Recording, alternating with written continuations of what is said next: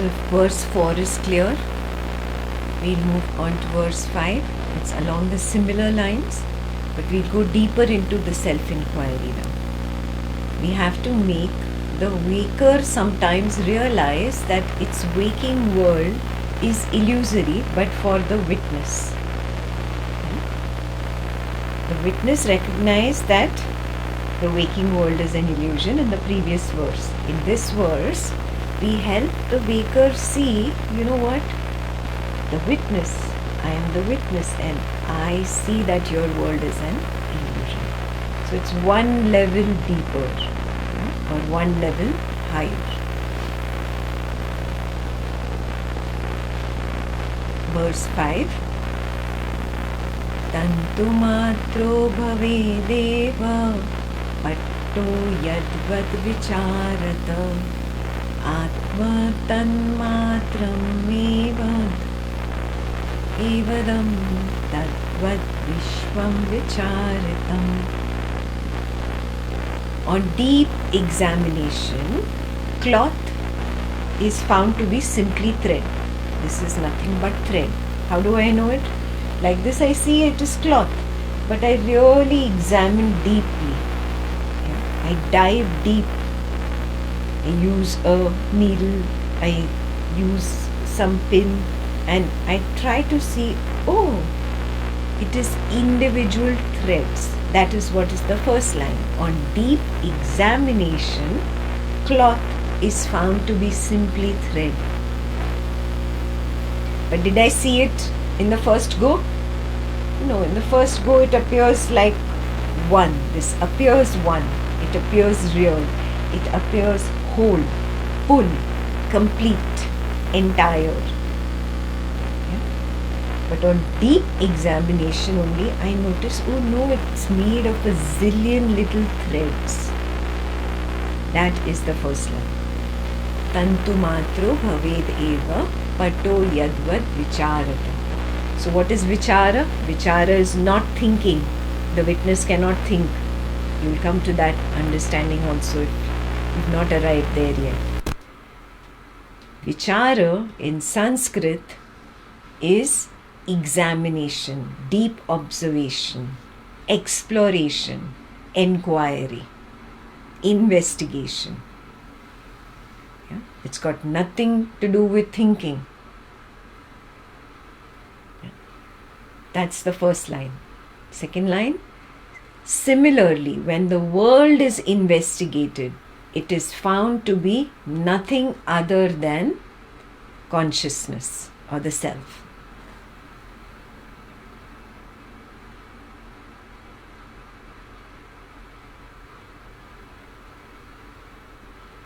That is called the path of Atma Vichara. So have you started your path of Atma Vichara yet? Or are you trying to comprehend Advaita through the intellect? Can the mind or intellect get Advaita Vedanta? Not possible, no? How did we begin the session today? Take a step beyond the body, take a step beyond the mind. Which means also take a step beyond the intellect. If you've taken the step beyond the intellect, can the intellect look behind and understand? Can the intellect take a step beyond itself? No, it's impossible. That is why you hit a wall. Because you're trying to understand from the mind using the intellect and you fail there. Yeah? So you cannot intellectualize Advaita knowledge. You will hit a wall, you will not understand. You will keep repeating and revising the verses, but you will not get it. You'll pit-pat the verses, you'll memorize them. You will still not get it. Yeah? Atma Vichara is not thinking. You, the consciousness, cannot think.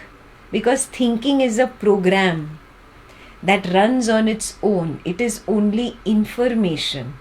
Thought is only information. It arises on its own, it plays for a while and it disappears. That is why when you want to stop thinking about a song that is continuously playing in your head, it just won't go away. If you were the thinker of the song, then you should have control over it. oh, it's such a boring song. Why am I singing it? It's so silly. I want to stop singing the song. And it goes on and on and on and on and on. And you're like, why is this song not going away? Because you are not the thinker. Understand this.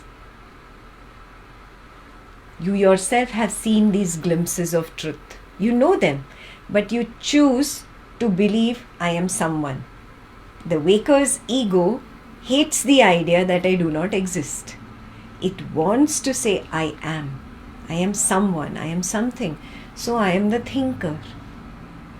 That is why you are holding on to the idea that you are the thinker.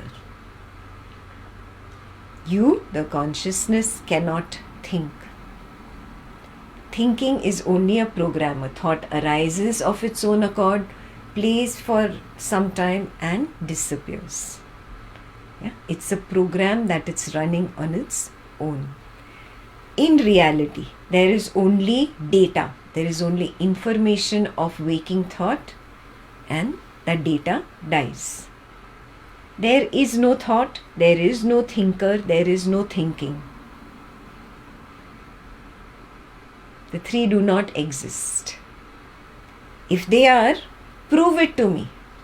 Draw a line where the thinker begins and thinking ends. Draw a line between where the thinking ends and the thought begins. Draw a line and show me.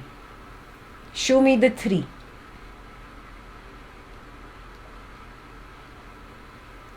You will realize that you will not be able to demarcate between the thought, the thinker, and thinking. Yes. Then what is Atma Vichara? What is Atma Vichara? Atma Vichara is simply seeing what is. Deep, diligent, meticulous observation of what is. Not intellectual analysis, not argumentation building, not academic perfection, not writing a pedantic essay. No. Simply seeing what is. That is Atma Vichara.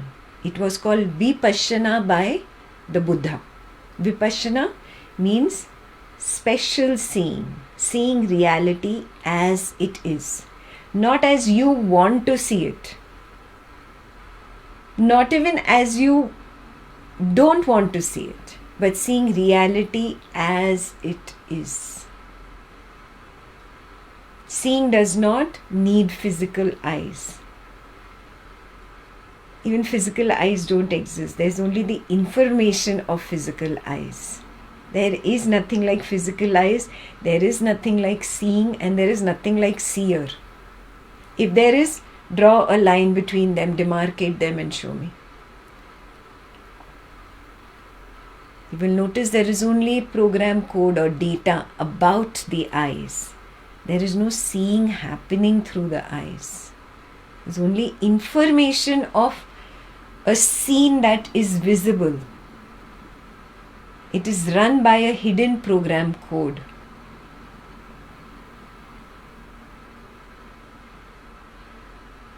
Yeah. So when this becomes very clear, we experiment on a deeper level in the 10-day retreats, because I have a longer time with you there. So we do experiments and different self-inquiries on each. If you think you're capable, attempt to do it on your own at home. If you cannot, then come to a retreat. Attempt to draw a line between that which is seen, the process of seeing, S-E-E-I-N-G, and the seer. Can you draw a line? This is where the seer ends and the seeing begins. And this is where the seeing ends and the seen, S-E-E-N, begins. See if you are able to draw a line and prove it to me that they are three separate entities. Or is there simply one? On deeper dive, you will see, oh, there is only information of sight. There is nothing like eyes, there is nothing like seeing, there is nothing like the seen. Soon it becomes evident there is nothing like hearing, there is nothing like the hearer, and there's nothing like the sound that is heard. Similarly, it will become clear that there is nothing like the smeller, there's nothing like smelling, and nothing like the object of smell. Same with toucher, touching, and that which is touched, and same thing with smeller, sight, sound, smell, taste. Nothing like the taster, tasting, and the object that is tasted. All are simply one. You start recognizing it's all oneness. There is only information or data. It becomes evident that the waking world is only data. There is only one waking perception at a time. So there is only one waking perception information at a time. There is no waking world, there is no waker that is constantly present. There is simply waking data. One waking data at a time. Similarly, there is nothing like dreaming. There is just dream data, one at a time. There is nothing like deep sleep. And there is nothing like turiya even. Nothing like the sense of I am even. Yeah. Finally, you will come to the recognition it is keval jnana. It is only knowledge. That is the meaning of the cloth is only thread. The world is only information. And information is only consciousness. There is nothing outside of consciousness. Yeah. The Buddha went very deep into this, and he called it bhavanga in the language Pali. Pali was the language of the common man during Buddha's time. Bhavanga means the flow of becoming or the flow of isness. This flow keeps moving with rapidity. One after the other, there is perception after another, perception after another. And the perceptions are so close and so quick that it gives an illusion of continuity. No, do you remember in school you had that flipper book? On one page the animated character is standing like this, on the second page he's standing like this, third page he's standing like this, fourth page he's standing like this, fifth page he's standing like this, sixth like this, and you flip through the book and you see him wave at you. Do you remember that flipper book? Yeah? Yes. What is it? It is just one image after another, after another, after another, right? And when you flip quickly through it, it appears to be moving. Yeah? Similarly, there is simply information of perception. Even right now, there is only information of perception of Ekta sound. And it is in such rapidity, and the continuity gives me an illusion that I am listening to something complete, the entire Advaita wisdom in a nutshell of Ashtavakra's verse 5. No. There's actually simply one perception at a time, one perception, one code running after another. And it's projecting this informational sound, one after another. Buddha dived deep into this. Yeah? And he calls them mind moments. Yeah? In Pali, the word is Shanikavada, or the doctrine of instant perishing. A deeper dive will reveal that the gaps of nothingness sandwiched between perceptions are so minuscule that the perception only gets registered and the gap does not get registered. But if you slow down the mind and you come to a point observing in meditation from the standpoint of the witness, you will start noticing that the gaps are larger, they are not minuscule. Yeah? And on deep self-exploration, it will be revealed that I am the gap. In the gap, it is I standing alone. So those who are very interested in how Buddha came to it, it is in the book by Nagarjuna, Moola Madhyamaka Karika. If you're interested in reading, it's like there are 27 examinations of Buddha's principles. Yeah, and obviously it's hardcore, lawyer type reading, very complicated, but if you are a reader and the intellectual type, you will enjoy it.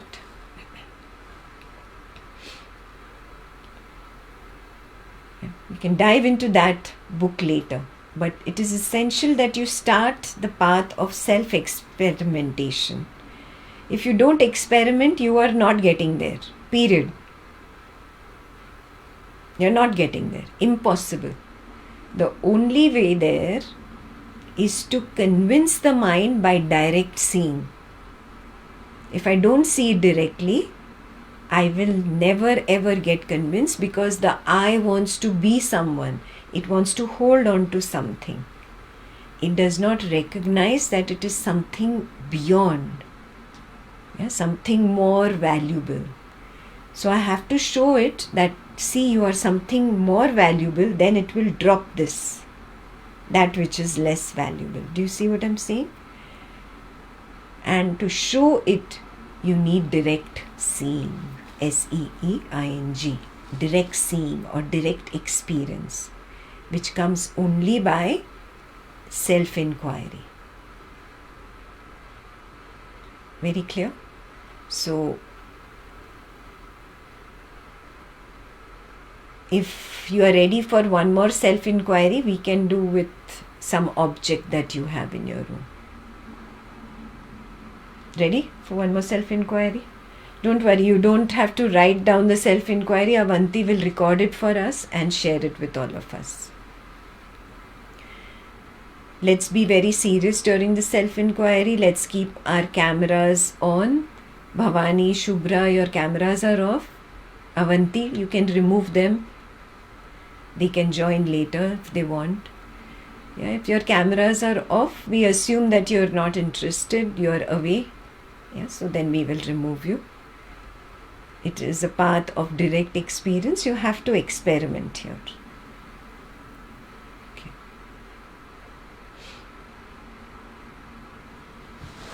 So let's experiment with any object. Everybody is making notes, so you have paper in front of you. Yeah. So we will use paper. Everybody has some paper.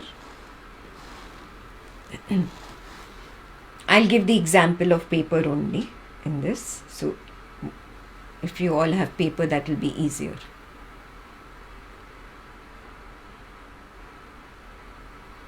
So what we do, this self-exploration, self-inquiry, this is the direct seeing. I attempt to see who I the witness, not the waker.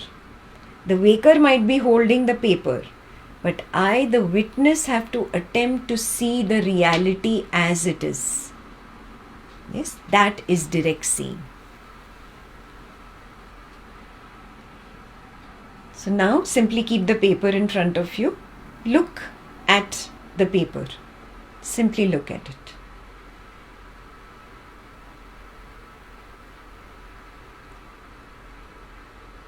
Attempt to take a step beyond the waker and recognize you are the witness of the waker that is looking at the paper. Are you able to recognize the waker and its waking world object, the paper? Yes, and you are beyond. You are the witness. Now you have to do the self-exploration from this third standpoint, the witness's standpoint. Clear? From the witness's standpoint, look at the waking world object called the paper. Does the paper have its own inherent independent existence beyond the witnessing field?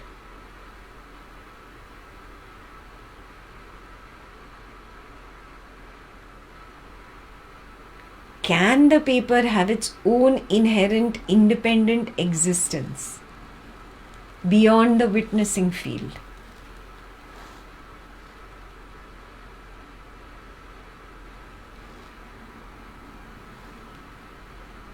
The waker is using his so-called eyes to see the paper. The paper is off-white in color.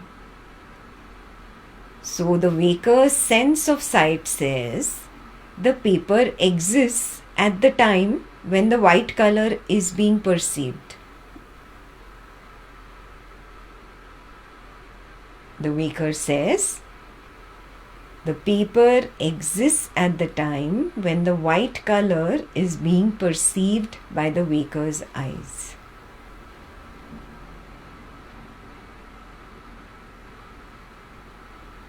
Now touch the paper. The waker's sense of touch says that the paper has a smooth texture. It's nice and smooth. So, that means that the paper exists at the time when the smoothness is perceived. Remember, sense of touch cannot see. Sense of touch can only talk about smoothness or hardness. Can only speak about texture. So sense of touch says that the paper has a smooth texture. So the paper exists at the time when the smoothness is being perceived.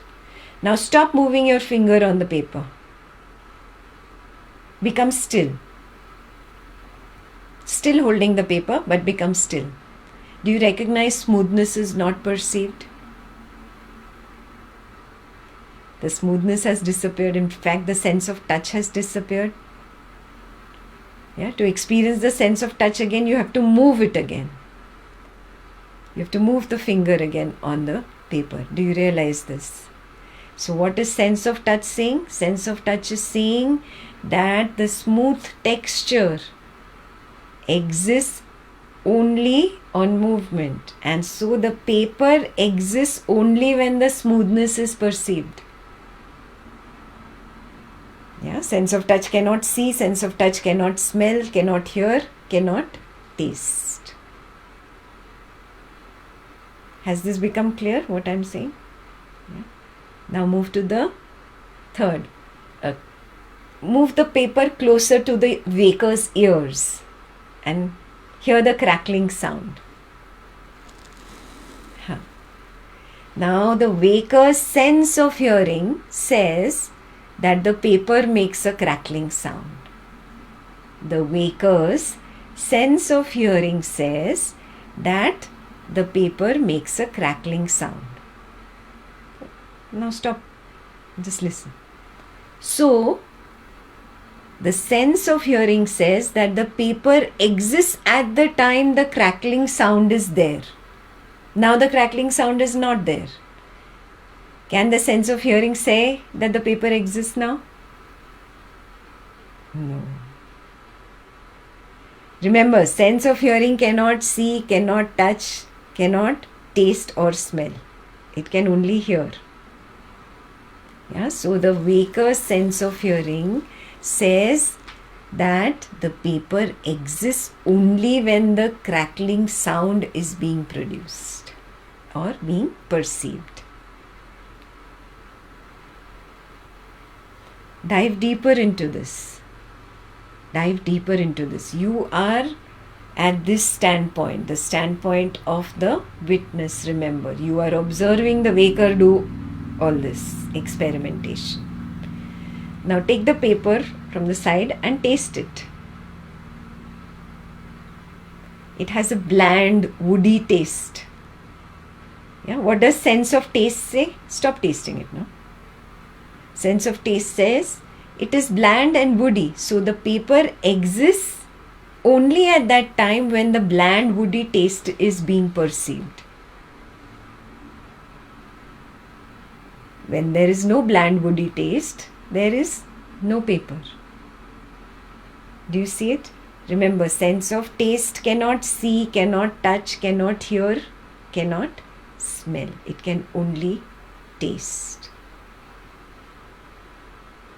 Yeah. Now take the paper closer to the nose and smell it. Those who have a very sensitive nose will know that it has a subtle woody aroma. Those who are not too sensitive in smell will say, oh, there is no smell. Yeah. So sense of smell says it has a bland, a subtle aroma, a very subtle aroma. So the paper exists at the time that the subtle woody aroma is being perceived. Other than that, the sense of smell cannot give testimony for the existence of the paper. Do you see where I am going with this? There is one perception at a time. One perception at a time. Yes. That particular sense can give the testimony of the existence of the object only when that particular information pertaining to that sense is available. Not otherwise. Yeah. On deeper Atma Vichara, it becomes evident that these 5 perceptions do not exist all at once. They are not continuously present. They are not permanent straight line. Yeah. Therefore, if they are not continuously present, they cannot provide testimony for each other. Sense of sight cannot say, yes, sense of taste says bland woody taste, so it exists. No, they cannot provide testimony for each other. They cannot even provide testimony to each other because there is only one perception at a time. Now go deeper. If you've reached here, for those sharp ones, go one step deeper. If there is only one perception at a time, is it really perception or is there knowledge of perception from the witness's standpoint? You are sitting in the audience, you are seeing the waker on the screen in his waking world. It is simply knowledge of one scene. One perception at a time, one perception at a time. And there is a gap between 2 perceptions. That is why you can say one perception at a time, right? Otherwise, you would never be able to tell one perception from the other. It would be one long single perception. Do you notice the gap of nothingness that is sandwiched between 2 perceptions? This gap erases whatever memory you have from the previous perception. Do you notice it? Yeah, you put your spectacles on your head, yeah, and you start doing the experiment, and now you want to make notes and you're looking, where are the spectacles? You just forgot that you put them up here. Again you remember and then it comes down. Yes, happens to all of us. The gap has the capacity to erase perceptions. It keeps erasing the previous perception. It keeps erasing the previous perception. That is why the more you hug your child, it's not enough. You want to hug more. The more you hug your partner, it's not sufficient. You want to touch more. The more you eat, it's not sufficient. You want to eat more. Stomach says, I'm done. But because the gap wiped away the perception of that beautiful or delicious flavor, you are not satiated, you want it more. Again you want it more because after every perception, the gap wipes away, erases the previous perception. What you are not recognizing is that you are the witness. The witness is not the waker. The waker can taste, the witness cannot taste. The waker can see, the witness cannot see. The waker can touch and feel the passion, experience it, enjoy it. The witness cannot enjoy. The witness is like as if behind a glass wall. He wants to enjoy, but he cannot enjoy. Don't you have that feeling? You're never satiated. How much ever you touch, how much ever you taste, how much ever you smell, how much ever you see, how much ever you hear, it's not sufficient. You want more. Do you realize this? Yes, because you are that witness that is beyond the glass wall. You can never be satiated because it is only information, it is data. Data cannot satisfy you. How much ever delicious food you see in a 3D movie and the food is even coming towards you, it cannot satiate you, it cannot satiate your hunger, right? It's exactly like that. It is like that 3D movie. I don't know what they are called. You know, those virtual things, they come at you. Like the movie Avatar. Yeah, you have this whole forest coming, things coming at you. Like that it is. That is what is the waking state. You are the witness beyond. You want to enjoy the waking state, but you are unable to enjoy.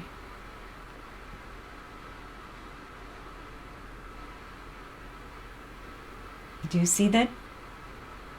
Dive deeper, dive deeper. If you're still not able to dive deeper, don't worry. We will get there. Yeah? Just notice that there is little more work for me to do. I have to get there and understand what this gap does, moment to moment to moment. Yeah? So the 5 senses cannot provide testimony to each other. There is only one perception at a time. Between 2 perceptions, there is a gap. The gap erases perceptions. That is why there is no sense of satisfaction or contentment. What does thought do? In retrospect, thought puts all of these 5 perceptions together and then says, the paper must exist, has to exist. Sense of sight said yes, sense of sound said yes, sense of taste said yes, sense of touch said yes, sense of smell said yes. It puts all the 5 yeses together in retrospect and says the paper must exist. And it exists even when I, the witnessing, feel am not there. Is it possible? It is not possible. The thought which is saying this itself is a perception. Thought cannot recognize the gap in between 2 thoughts because the thought arises and the thought ends. Where it ends, the gap begins. How can the thought go into the gap? It cannot recognize the gap. Do you see that? So, intellectualization cannot get you there because thought cannot provide testimony for the existence of the gap. Therefore, whatever the thought says is not proof enough. Clear? Whatever perception of sight says, sense of sight says, is not proof enough. Whatever sense of sound says is not proof enough. Whatever sense of smell says is not proof enough. Whatever sense of taste says is not proof enough. And whatever sense of touch says is not proof enough. Thought, which combines all of these, can never go into the gap between 2 thoughts. So it's not proof enough. Feeling. Feeling has its own language. It takes what it likes from this and discards what it does not like. Yeah? It is very partial and it keeps changing its party every day. So it is not proof enough.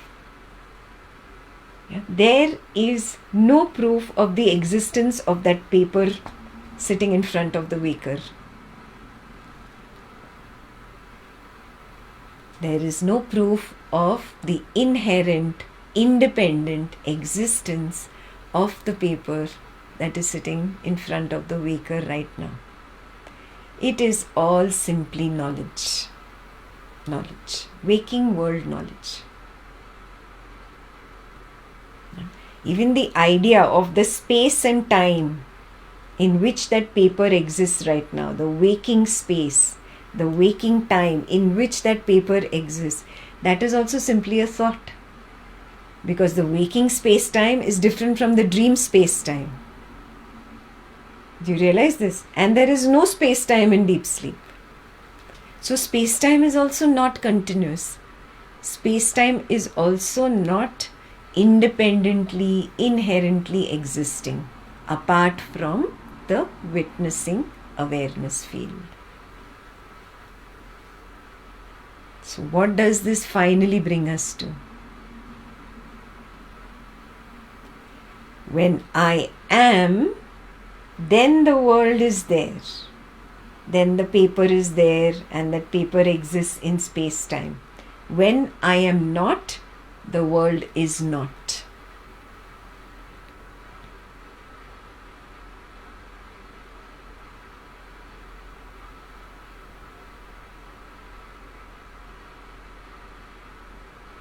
I am, therefore is the world. When I am not, the world is not.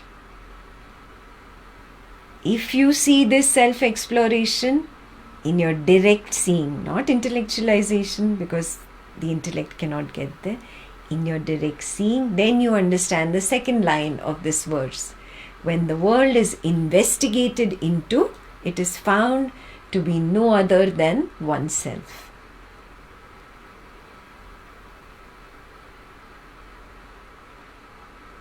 Clear? Verse 5 is clear.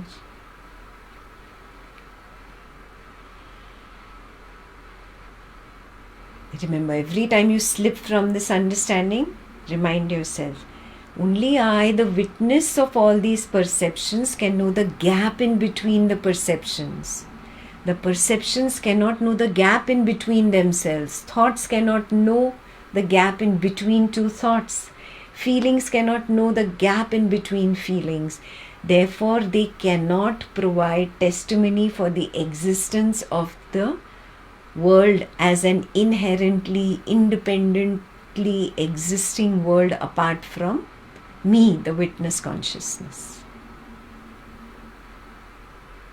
Because I, the witness consciousness, live beyond. I am beyond the limited domain range of these waking perceptions.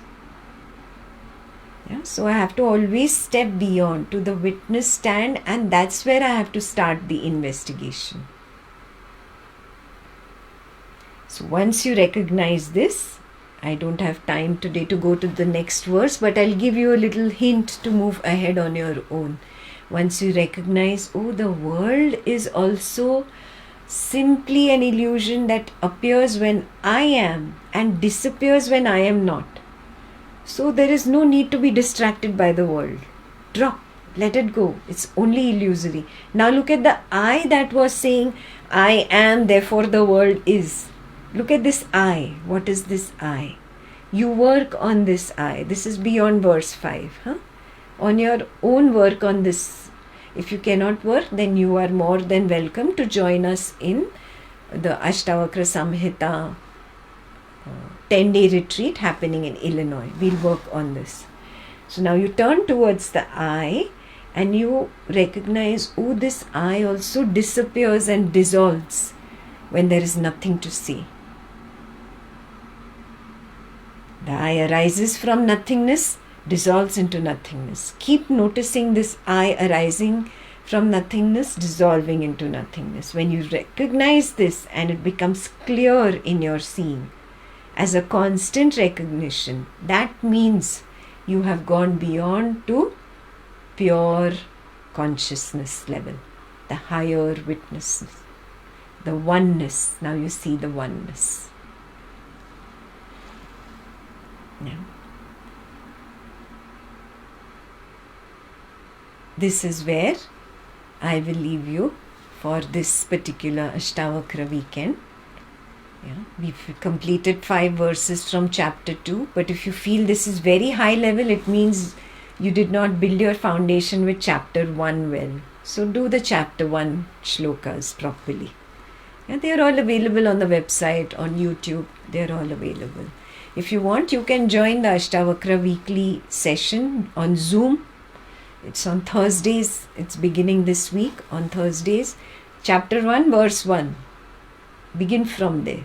See that you build a strong foundation and then you come to establishing in chapter 2. And then you will start seeing, oh, the sense of I disappears. It's a moment of joy. It's wow, the wow moment. Aho! The I dissolves, the I disappears. I do not exist. I do not exist. I let the person die. In fact, the person never existed. Yeah? There was only an idea that the person exists. That idea also drops away. Then you actually start living. Because now you are living as yourself. Till now you were wearing the mask of the waker and pretending to be somebody else. You remove this mask and now you start living life as what you truly are. You are Ananda. You don't need to get Ananda from somewhere. You yourself are the source of Ananda, bliss.